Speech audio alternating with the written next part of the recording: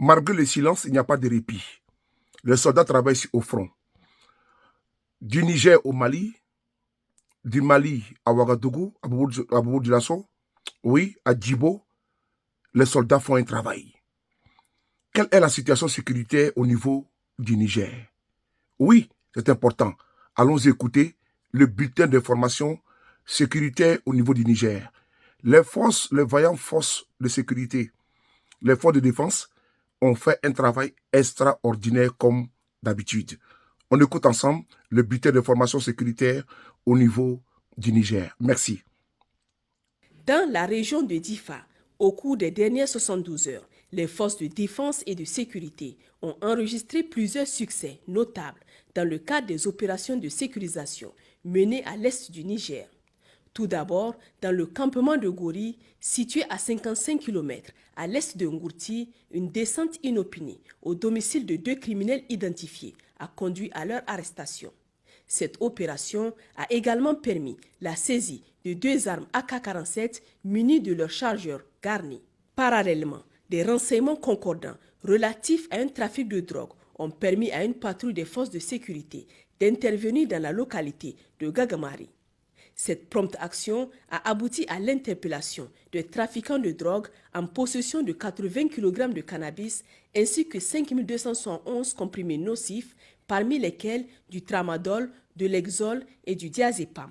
Dans le même ordre d'idées, dans le cadre de la lutte contre le trafic de médicaments illégaux, une opération menée par la Brigade d'intervention et de recherche à Difa a permis de confisquer une importante quantité de produits pharmaceutiques contrefaits.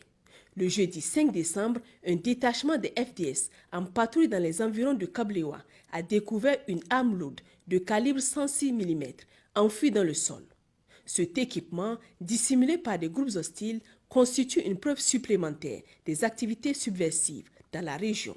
À Guesquerou, les FDS ont intercepté plus de 200 individus de nationalité étrangère en provenance de la région du lac Tchad.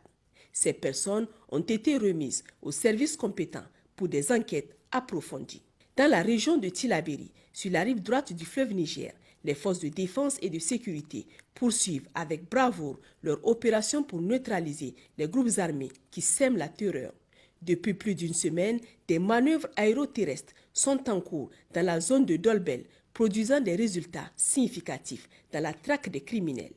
Cependant, incapables d'affronter les FDS sur le terrain, ces groupes armés lâches s'en prennent aux populations civiles désarmées, révélant ainsi leur véritable nature criminelle.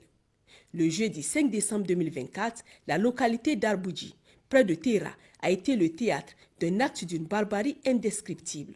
Un véhicule de transport public reliant Tera à Bankilare a été intercepté par des bandits armés à moto. Ces criminels sans foi ni loi ont sauvagement assassiné 21 passagers innocents.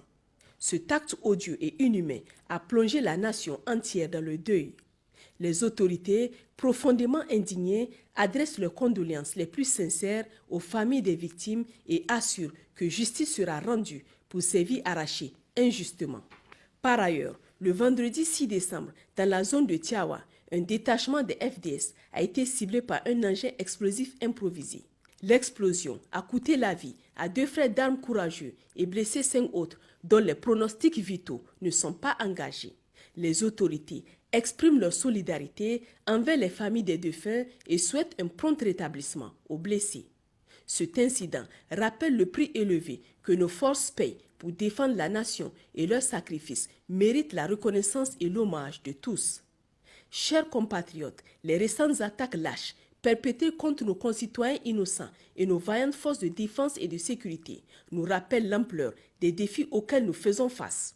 Malgré ces actes de barbarie, les FDS, animés par un courage inébranlable, réaffirment leur engagement à poursuivre leur mission de sécurisation avec détermination et abnégation. Ces atrocités, loin de les décourager, renforcent leur résolution à éradiquer les forces du mal et à ramener la paix et la sécurité à nos populations.